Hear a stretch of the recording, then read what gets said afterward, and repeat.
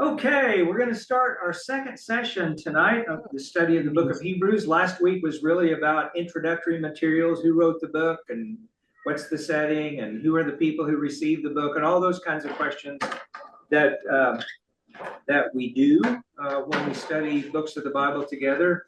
And tonight, whoops, that's not what I wanted. Sorry, I just goofed. I'll have to redo this and try that again.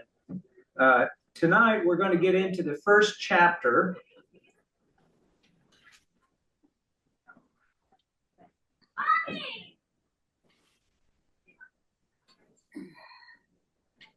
I always have to fix, it's like a three-step fix to what I just did. So there we go. Okay. So we'll get into the first couple of chapters really tonight.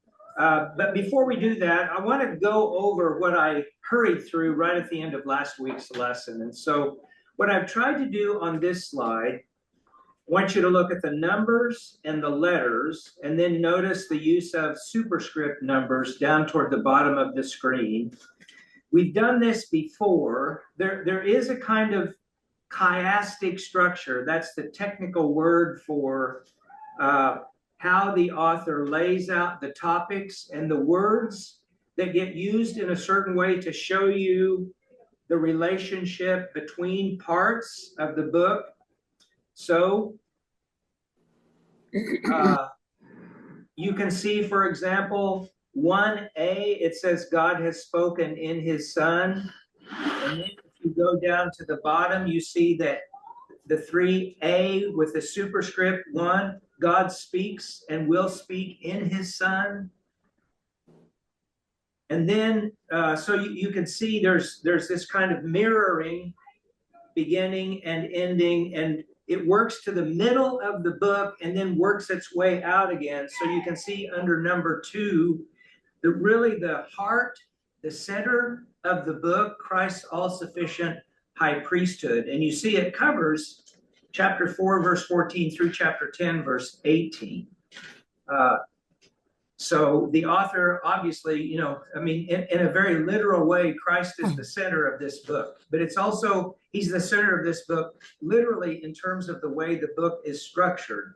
And that's why just some awareness, if we were really Greek scholar nerds, we could get into all these kinds of structural questions. It would be fun and fascinating.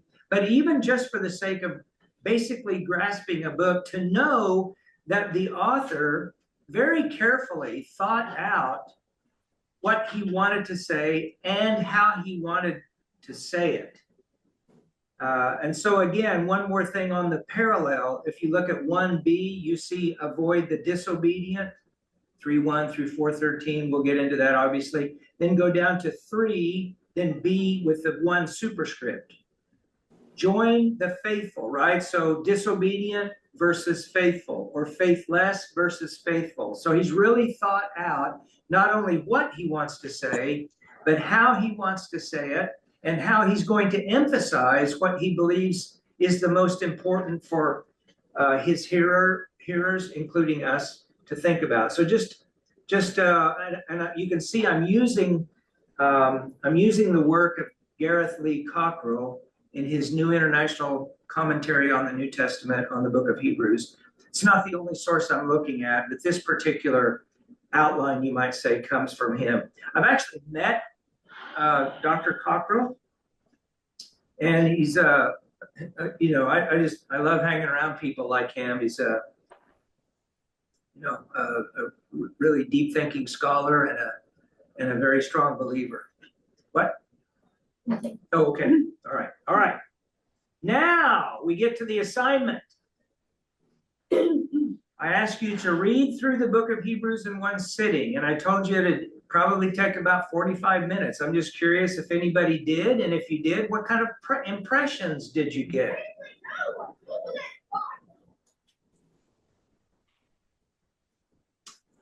Anything at all? I had a question.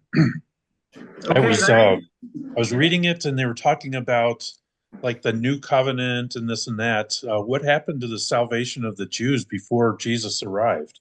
Aha, good question. And we'll well, probably this topic might come up again a couple of three times just in the course of our study of this book. But if you take, for example, chapter 11 of Hebrews, these saints are all before Christ, right? Or almost the ones named, I should say, right? The ones named are all before Christ. So the vision of this author, and I think this is generally true of the New Testament, is that the believing Jews believed in the promise of the Messiah. And that's legitimate belief. They're, in that sense, they believe in the one promised who is coming, and we have the benefit of seeing the fulfillment of that promise. So we believe on the basis of what has happened. They believe on the basis of what will happen, even though they didn't necessarily have all the details. In other words, you know, the prophet Isaiah, when he's talking about the one who's despised and rejected by others in chapter 53 of Isaiah, he's not, so far as anybody knows, he's not thinking Jesus of Nazareth is that guy. But he is thinking of the one who will fulfill that role, who will be that person. And so, anticipating what is to come, he believes in that vision, that promise from God. So in that sense, we are connected together. We believe on the basis of fulfilled promise. They believed on the basis of the promise to be fulfilled.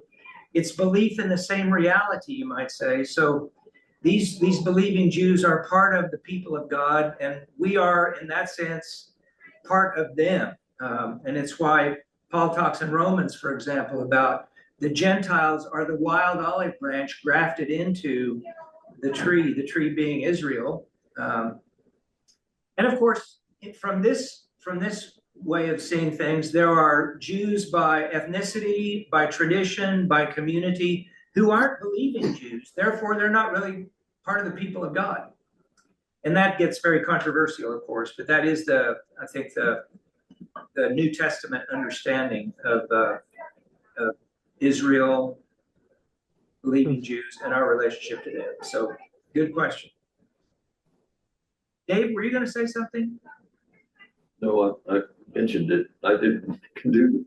Oh, Dave is confessing he did not read the book in one sitting. Anybody else have a comment or question?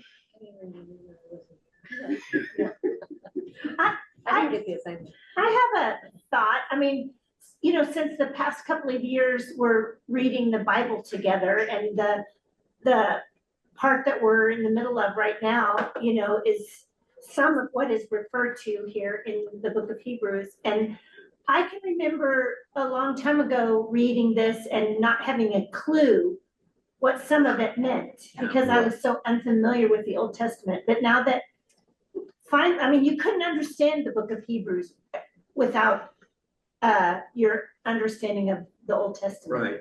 It's almost incomprehensible without the Old Testament. Yeah, that's true. And it, you know, so I've been thinking about, okay, how do we sort of break down this study? Because it could go on a long time, like some of our other studies have done. But I've tried to think how to do this in a manageable way. And so it's always a little bit of a, you know, I'm just guessing at how to lay these things out, trying to follow the structure of the book. But then, like tonight, we're gonna look at really chapters 1 and 2. We won't do a detailed look, obviously.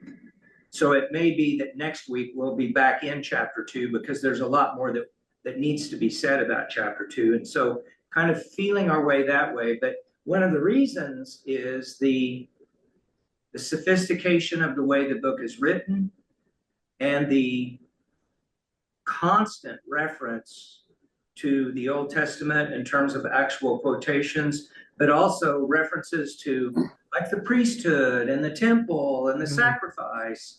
You know, these are big issues, and it'll take a little bit for us to kind of work through them. So I'll try to move at the right pace. I mean, you still can read through the book, right? If you didn't get it done for this week, but Yeah, or listen to it. But again, in one sitting. And I think it's really good to have the words in front of you that you can see, but obviously it works to listen to it as well. So I encourage you to do so at any point during this study. All right. So let's take the time to read the first two chapters. And if you can tolerate it, I'll just read. And you follow along. I'm reading from the New Revised Standard, so you'll notice difference in words, but it should work just fine. And then we'll come back and look at this little breakdown of these two chapters. Long ago, God spoke to our ancestors in many and various ways by the prophets. But in these last days, he has spoken to us by a Son, whom he appointed heir of all things, through whom he also created the worlds. He is the reflection of God's glory and the exact imprint of God's very being, and he sustains all things by his powerful word. When he had made purification for sins, he sat down at the right hand of the Majesty on high, having become as much superior to angels as the name he has inherited is more excellent than theirs. For to which of the angels did God ever say, "You are my son, today I have begotten you"? Or again, "I will be his father, and he will be my son"?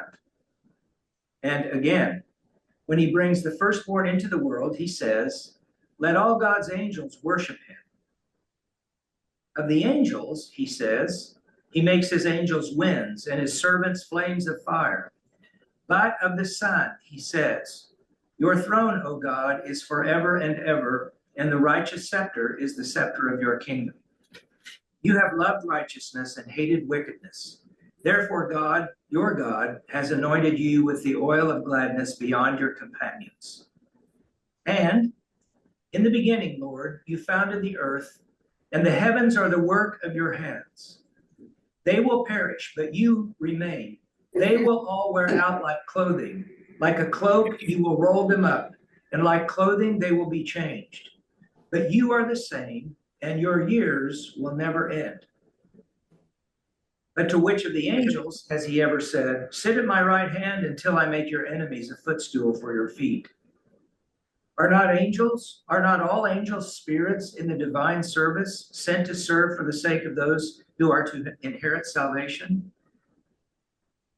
Therefore, we must pay greater attention to what we have heard, so that we do not drift away from it.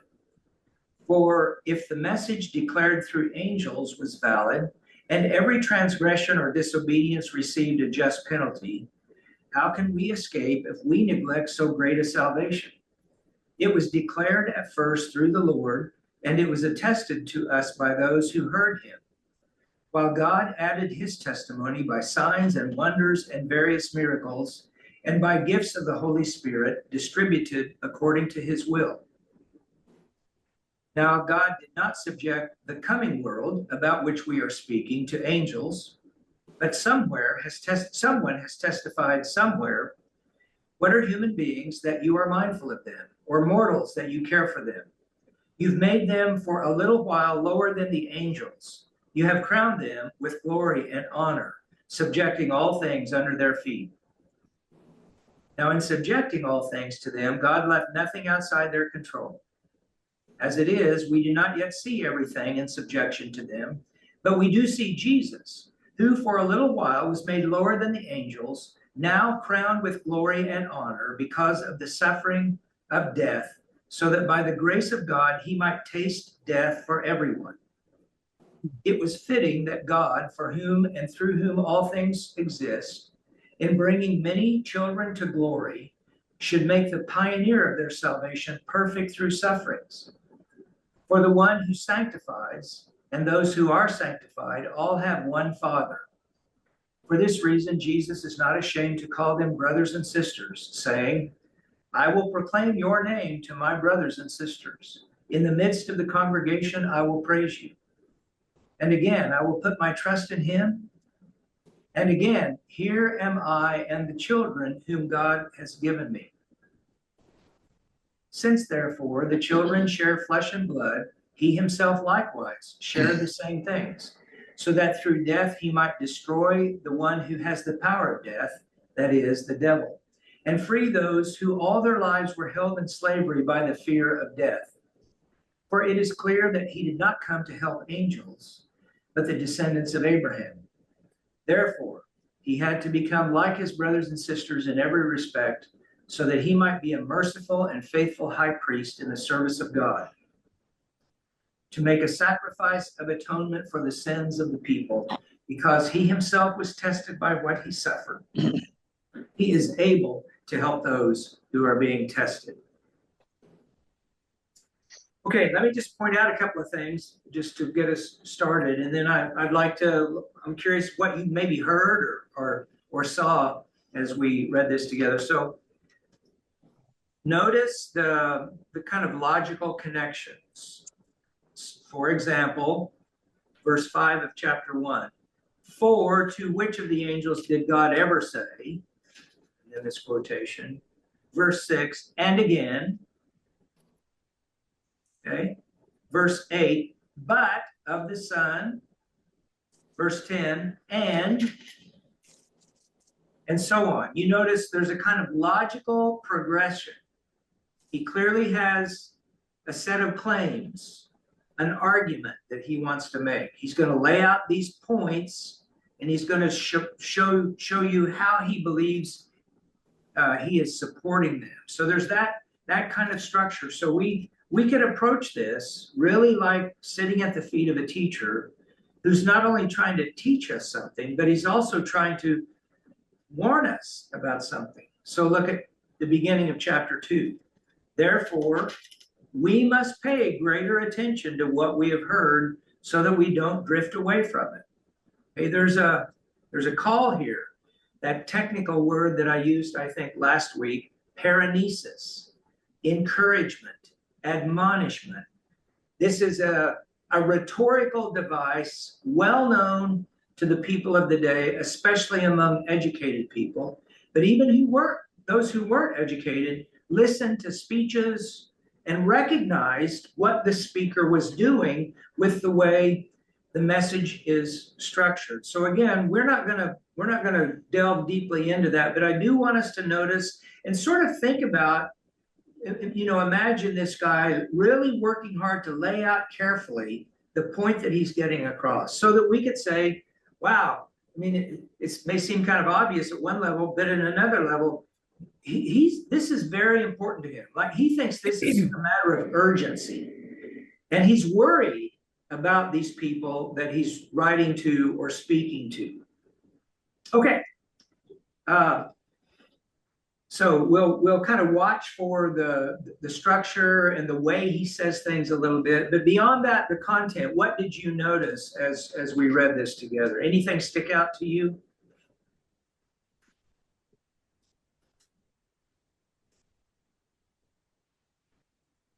Well, a couple of my favorite scriptures are in here, but the Psalm references are magnificent, and they tend, when you read that, really was the first time I heard that those references are speaking to the majesty of the Son as God, Right.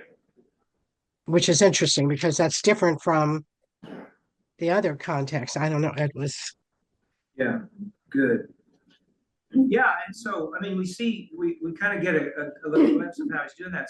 Because in the beginning, the first few verses, God has spoken to us in these last days by a son, and we're going to get into the nature of the son there a little bit. Okay, good. Steve, Yeah. I guess my thing's on. The 14th verse of chapter 1 seems to be a definition of what an angel is. Right. Ministering spirit sent to serve. Is that serve humanity? Serve. Yes. So we're going to touch on this just a little bit. What are angels and what do angels do? So, but yes, you're right about that. So angels do minister to people, but it seems like angels also are part of the heavenly counsel constantly worshiping God, glorifying God. And that, this gets into a sort of a dimension that I haven't thought much about over the years, but past couple of 3 years, I've been trying to think more about that. So we'll look at angels. We should be able to get to that tonight. I've always thought that question was odd. That question is odd because it's almost like, don't you know? Exactly. And That's it's like, well, right. I didn't know. Well, we we don't will talk about that a lot. Yeah, and we will see a little bit of how that's a rhetorical question. Mhm. It's the kind of question that everybody knows the answer to, except we don't, right? But they did, and I'll try to show a little bit of how that, if you're part of this Jewish community that they've become followers of Jesus, so we'll just call them Jewish Christians. They would have had all this Jewish background, and we'll see how that shows up. I have wondered also at the beginning here, why angels? Like, why does he start there? And what,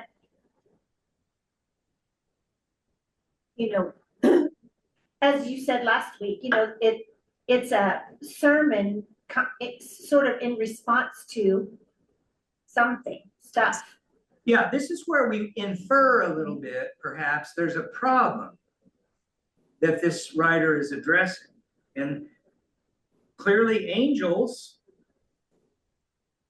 is a topic somehow. And so if we take, they're neglecting the gospel, they're turning away from the gospel, whatever it is they're turning towards, angels are involved in, have a degree of authority there. And again, I think this will be, I'm trying to hold off on getting into that because it is in tonight's lesson. So, okay, we read 1:1 through 2:18, and now if you look at the screen here, you can see it basically breaks into 4 parts. Too little? For us, it is probably. We need magnifiers. It's the same size as it always is. Linda, can you see that? No. Oh, golly. Dave? We're usually I up can, but there. it's a little blurry. I think we're Okay, really so close. We need people to sitting move- on the back row are gonna have to get We need to closer. move closer, Okay, yeah. all right. Okay, anyway, so it breaks into 4 parts. It's not showing on Zoom at all. Yeah, it is. Oh, it It's is? not? Yeah. Okay, I'll have to find it. Okay. I always get a little panicky when someone says, oh, it's not showing. Yeah. It may be Okay. the view settings, like you may just have the speakers instead of the presentation. Yeah, that's what I'm looking at is me. Okay, I'll forge ahead here. So, focus point. We're dealing with God's speech. And he's spoken through a son. And the son is superior to the angels. Okay, that's verse 4.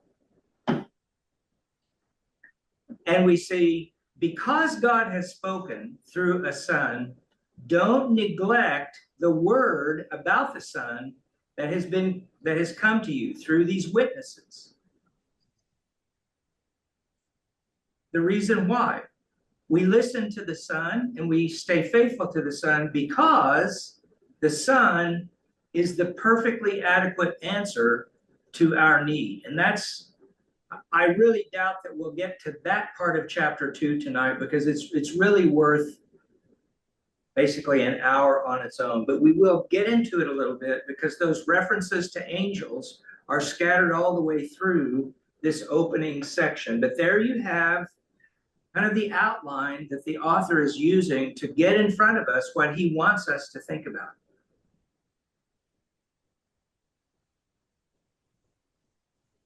Did you find it, Deborah? No, I have not. I wish there was a way I could send it to you.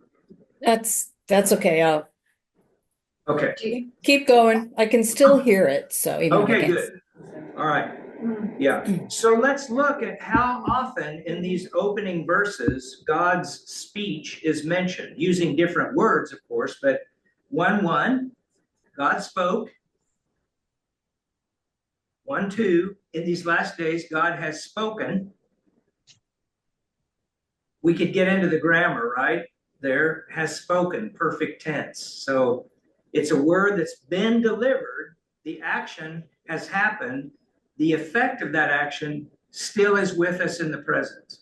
God has spoken. Verse 5, for to which of the angels did God ever say? Verse 6, and again, when he brings the firstborn into the world, he says. Verse 7, of the angels, he says. Verse 8, but of the Son, he says. In verse 13, but to which of the angels has he ever said? All right. Now, I'm just curious. Let's imagine for a moment God speaking instead of the usual, it is written. Right? So not so much words on a page, even though we have words on a page, but not so much that, but just speaking, God speaking. And the point that the writer is making here is that God is speaking to this group of people, not just to the people back then. He's now addressing this congregation. Okay, kind of play with that. If anybody's willing to kind of think out loud about what it's like, what impression do I get by concentrating on the fact that God now is speaking? Well, God's active in our lives and speaking through the prophets.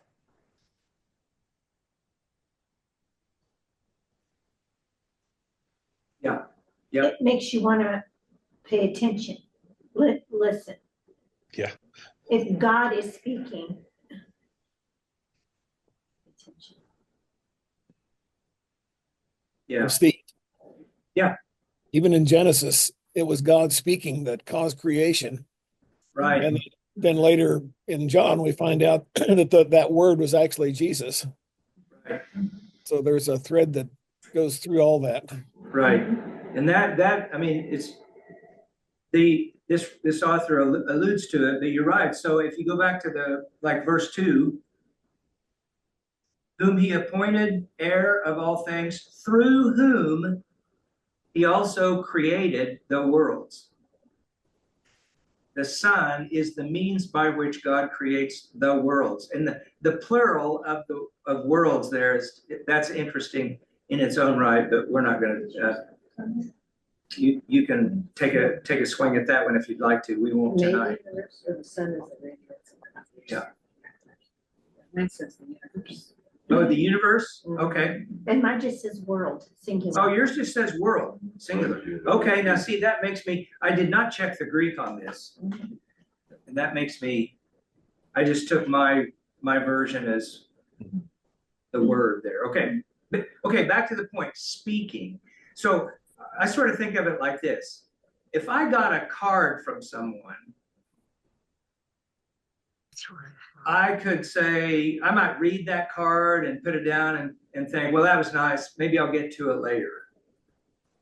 But if that person showed up at the door, and I know this analogy doesn't work perfectly, but if that person showed up at the door or called me on the phone, that's going to be more direct, more immediate in that sense, right? And that's what the author is going for here. He wants us to realize God is now addressing us.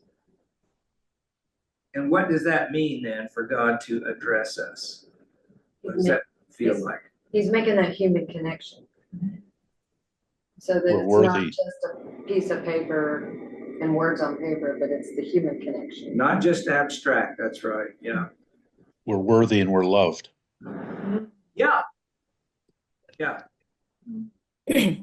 Yeah, one of the things, if you do take the time to read through the whole book in one sitting, you'll see that even though this pastor is warning the people several times, he clearly has a lot of love for this congregation. You know, that kind of concern that, you know, when you feel concerned for somebody you know is maybe in a little bit of trouble or headed down the wrong path, and you have to warn them a little bit, but you really love them. You care. That will come through if you read the whole thing in one sitting. You'll see his attitude, which, as Larry is pointing out, that's God's posture toward all of us. Well, one of the things that I really noticed through this is the kingdom language, which, and then when you have the king, the majesty, or whatever, that person, and then he speaks directly, that is a change from the typical culture of the king on the throne up there and we're back here. Right. The attitude is different. Yeah, this king is not far away. Still glorious, still majestic, but close, reachable. Okay, somewhat quickly, let's go through the first 4 verses here. How is the Son's nature described? And I've put some prompt on the screens there, but what do you notice in the verses that directly describe the nature of the Son? He's holy. He's above all else. Okay, good. What else? He's the one that can forgive. Okay, purifies from sin is the way mine says it. Good. What else? What were you saying, Johnny? I guess someone else. Go ahead. The radiance of God's glory and the exact expression of God's nature. Okay. There's some really interesting stuff here in the Greek. So the radiance of God's glory is the language is like, so we have the sun, we have the star, the ball of fire, as it were, and then you have the rays of the sun shooting away from the sun. So the sun is light, and those rays are also light. So the sun, again, given the next part of it, the exact imprint is the way my version reads, exact imprint of God's very being. Now, the Greek word here is our word character. And that word refers to, for example, when, back in the days when they used wax to seal a letter, then the sender of the letter, the author of the letter, had some kind of ring. They called it a signet ring. This is when the king, for example, issues an edict, that letter is sealed, and in the hot wax, then that ring is pressed into the hot wax with the imprint of how that ring is made, the structure of the ring. So the wax shows the exact imprint of the ring, which authorizes, which says this is the legitimate thing from the king. And the author of Hebrews is using that sort of metaphor to refer to the nature of Christ. So we're talking about the Son of God, and we're going to get into the human nature of the Son of God in chapter 2, probably next week. But we're also reading this Son shares the very nature of God.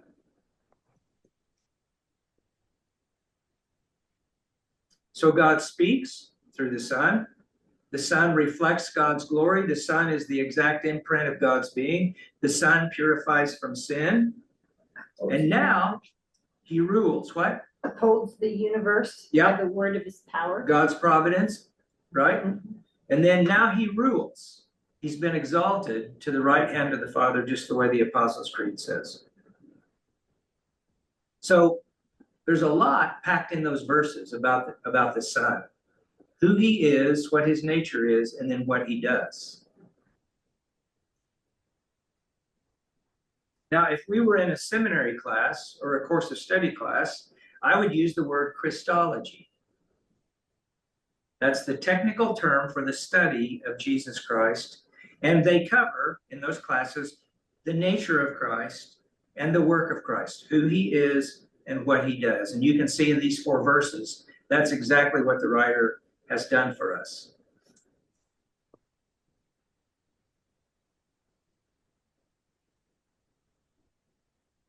All right. Now, I mentioned all those references to saying. So we're gonna spend a few minutes looking at what did God say to the Son, either to the Son or about the Son, right? Here we go. Verse 5, you are my son. Today I have begotten you. So let's go back now and look at Psalm 2, verse 7. And would somebody read Psalm 2, verse 7 for us? I have it. Okay, go ahead. I will proclaim the decree of the Lord. He said to me, you are my son. Today I've become your father. Yeah. Linda, tell me what version. Is that like the New Living Translation? The NIV. Oh, that's NIV. I have become your father, I think is a little bit infelicitous.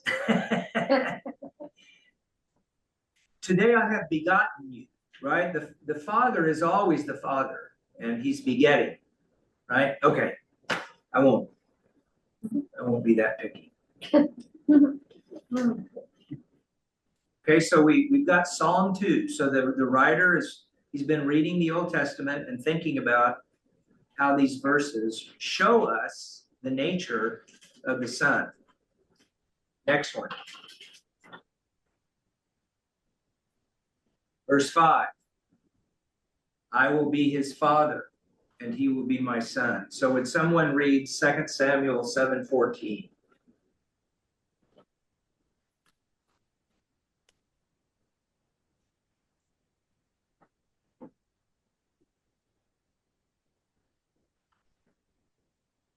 Go ahead.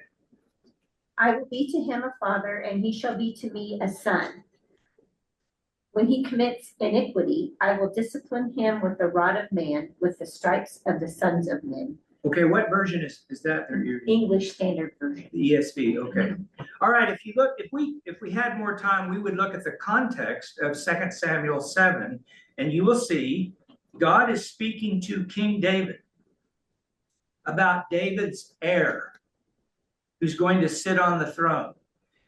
So this is always the case with prophecy, right? That when you look at the immediate historical circumstance, we're talking about the people of that day.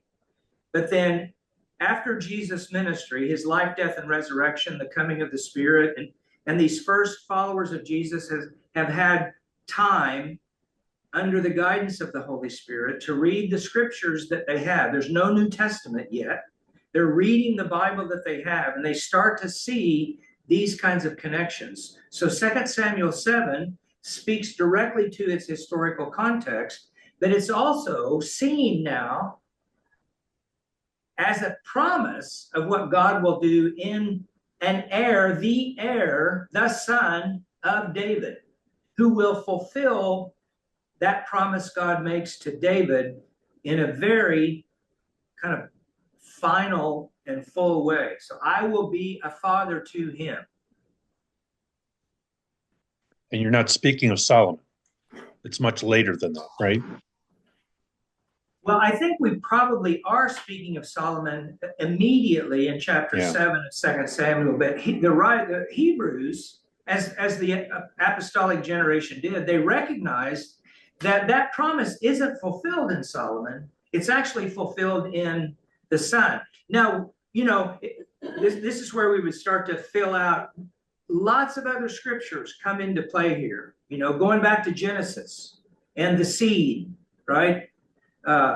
So other scriptures will shape an understanding even of 2 Samuel 7:14. But the writer to Hebrews is quoting it because it says, I will be his father. Mm-hmm. Right? Yeah. Because he's talking about the Son, and he's making this distinction between the Son and angels. In fact, one of the things, one of the ideas floating around in the early church is that, Jesus is like an angel. That's probably what he is. He's an angel. He's not the Son of God. He's like an angel. Okay. So So maybe that's what he's driving at. driving Yeah, at? he's trying to correct Uh-huh.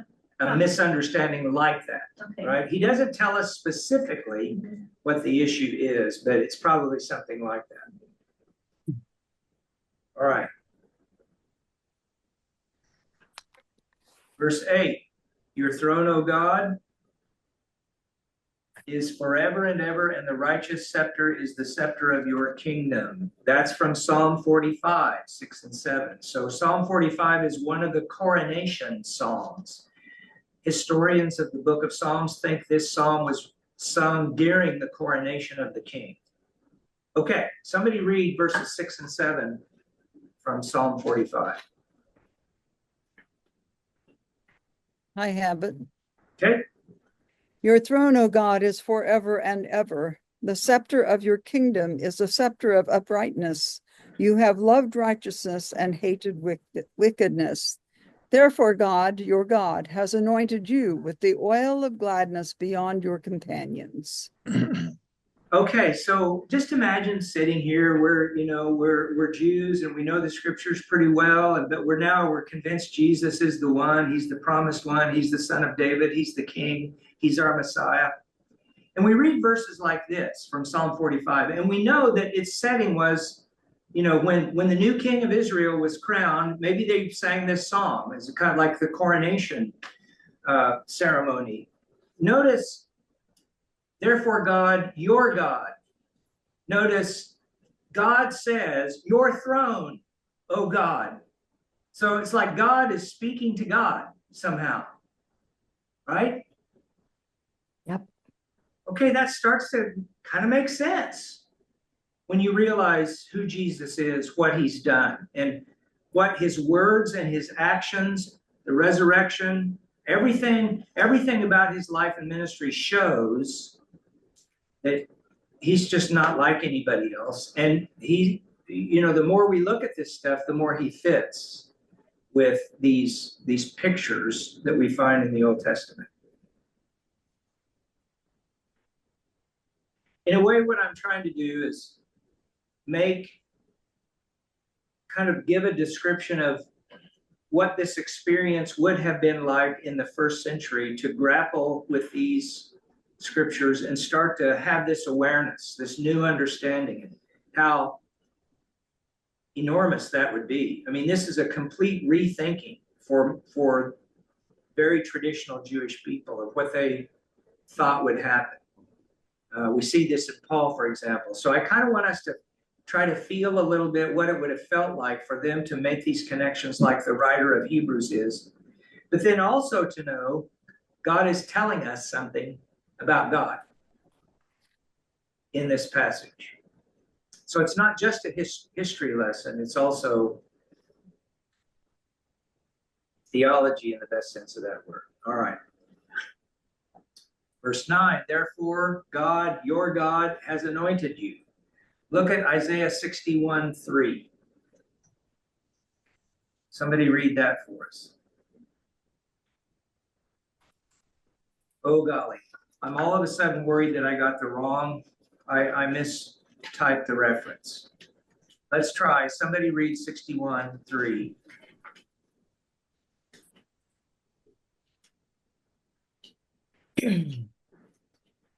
Well, I have that. To those who mourn Okay. in Zion, to give them a beautiful headdress instead of ashes, the oil of gladness instead of mourning. Yeah, that's the right. Garment of praise instead of a faint spirit. Sorry. Yeah. That's it. Yeah. Yeah, the oil of gladness, right? Now, when we go back to Hebrews, let's remember that the writer of Hebrews is quoting from the Greek version of the Old Testament. When we read in our Bibles, our English translation is based on the Hebrew rendering, right? The Masoretic text. So sometimes the wording is a little different, but that is, you can see the similarity of wording there. So anointed by God, very Jewish understanding of the Messiah. Now verses 10 and 11. In the beginning, Lord, you founded the earth, and the heavens are the work of your hands. They will perish, but you remain. They will all wear out. like clothing. This is from Psalm 102, 25 through 27. Someone read those verses from Psalm 102.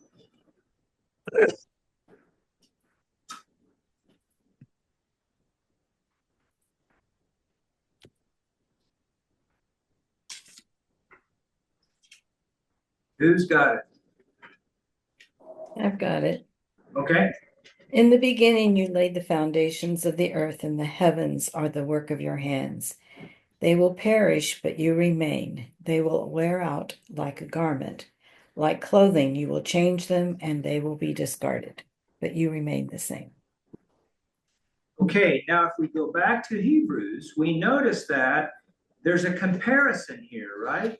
He says in verse 8 or in verse 7 of the angels, he says he makes his angels winds and his servants flames of fire, but of the Son.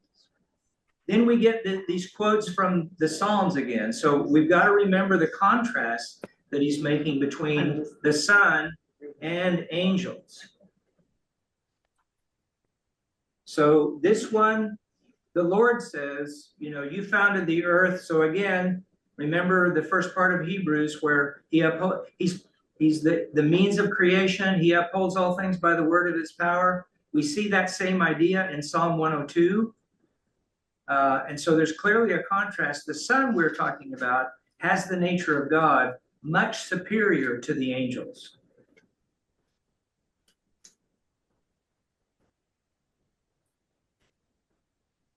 Verse 13, Psalm 110, sit at my right hand until I make your enemies a footstool for your feet. Somebody read Psalm 110, verse 1.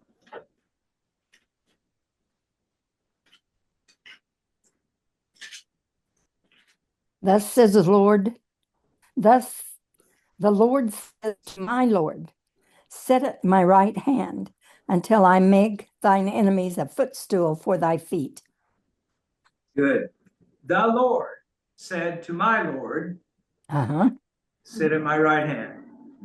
Again, that there's a word play there.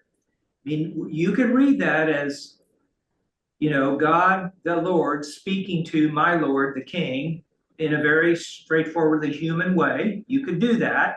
But again, these early Christians now reading these scriptures through the lens of Jesus are seeing these scriptures differently. Because in a way, all those words given to the kings of their day didn't quite work out the way people thought they would. And sometimes the prophetic vision in those Psalms and places like that, clearly it's not possible for just a normal king to fulfill these qualities, these characteristics. So they're, even in their day, the people are getting a sense of these Psalms are pointing to something bigger than what we're talking about with just our earthly king. Something else is present and part of this vision that we're supposed to pick up on and realize and think about and pray for. That's going on even in the original context. All right. So we've looked at what God says to the Son or about the Son. Now we're going to look at what God says about the angels. Verse 13 again. But to which of the angels has he ever said, sit at my right hand? He's never said that to an angel, right? The angels don't hold that place of power in God's kingdom. And look at verse 5. See the repetition here.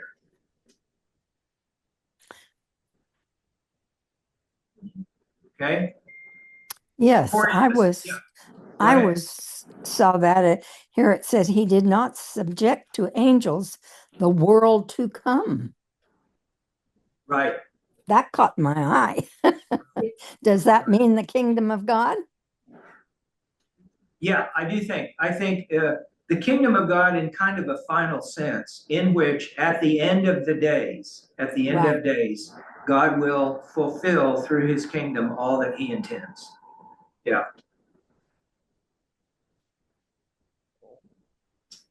Okay, how about the ministry of angels in verse 14?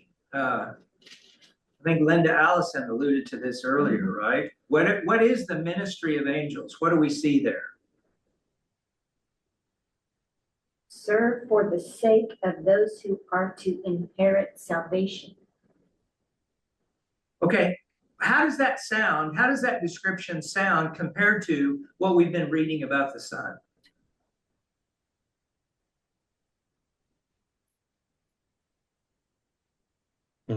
Yeah, So now it's we the see, same. yeah, go So ahead. Jesus is serving. Yeah, Jesus is serving, coming to serve us. He's a servant leader, whatever. Right.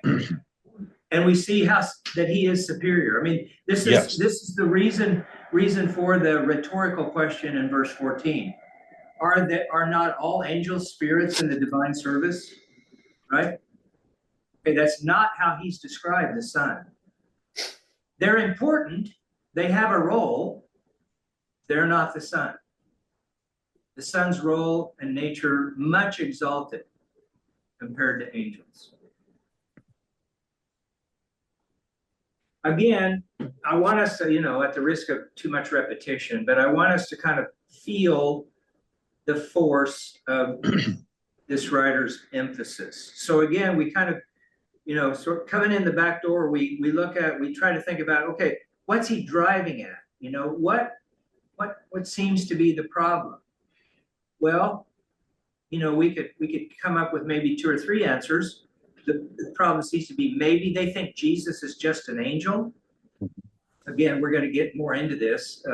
Maybe he's just an angel, or maybe they're losing their focus on Jesus because they're feeling pressure from some quarter to go back to a more straightforwardly Jewish kind of traditionally understanding of God's nature. And so Jesus isn't really the Messiah. We need to keep looking for the Messiah, right? We need to go back to the sacrificial system. We need to go back to what we knew, what was familiar. Now that's where we can start. Yeah, go ahead. For the Jews, every time they went out of their house, Hear, O Israel, the Lord your God, the Lord is one. You shall have no other gods before me. I mean, the notion of, I can see how hard it would be for them to hear this and to say, okay, Jesus is God, is divine. That's a tough pill to swallow if you are born, raised, and live Jewish. Right. That's right. And that makes the original conversions, you might say, truly amazing. I mean, yeah. Well, but the author is very careful to say that, to explain that Jesus is the exact imprint, not another God. Yeah, exactly. Not have another, you don't have another God before you. Yeah. He is demonstrating with all these examples that God called him son, Yahweh. God called him, Yahweh righteous ruler. says, this is my son. Yeah. Not somebody else, not a new somebody. Not another God. Yeah, right. yeah. Okay, now we get into maybe the power of the understanding of what angels do. Look at chapter 2, verse 2. For if the message declared through angels was valid, and every transgression or disobedience received a just penalty, how can we escape? So he goes on with his larger point. But okay, what is the message declared through the angels? Now, he doesn't spell out the message declared through the angels here. So this is where we go looking elsewhere, and we have the help of experts, and this would get us into Jewish history. We could look at Josephus. So what I'm going to try to show us from these 2 verses in the New Testament is that there is in the Jewish community at large the belief that when God gave the 10 Commandments to Moses on Sinai, that angels were the intermediaries that they were the means for the deliverance of the message. Now, here we get into this really interesting. Angels are messengers of God in some way. Angels represent God. Angels reflect God. So when the angel of the Lord shows up, It really is like the Lord showing up. Yeah. My version says binding. That the angel's message is binding. Yeah, that's good. And Yeah, when I think of binding, I think of a contract. yeah, Like, so this is the contract between yeah, God himself. that's right. It is in force. It is in effect. Okay, let's look at Galatians 3:19.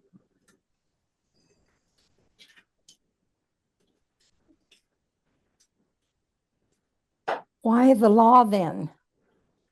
It was added because of transgressions, having been ordained through angels by the agency of a mediator, until the seed should come to whom the promise had been given.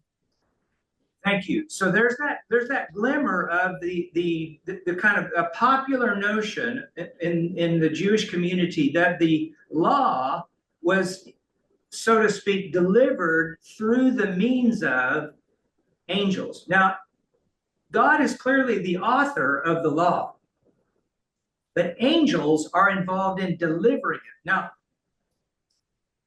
I have this on the screen, but the word angel literally means messenger. And the messenger of God speaks the word of God with the authority of God. Okay, Acts 7:38.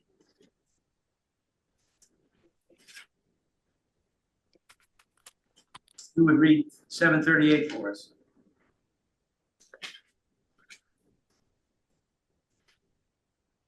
Start with verse 37, actually, if you don't mind. 37 and 38. I have it. Okay? This is what Moses, who told the Israelites, God will send you a prophet like me from your own people. He was in the assembly in the desert, and the angel who spoke to him on Mount Sinai and with our fathers, and he received living words to pass on to us.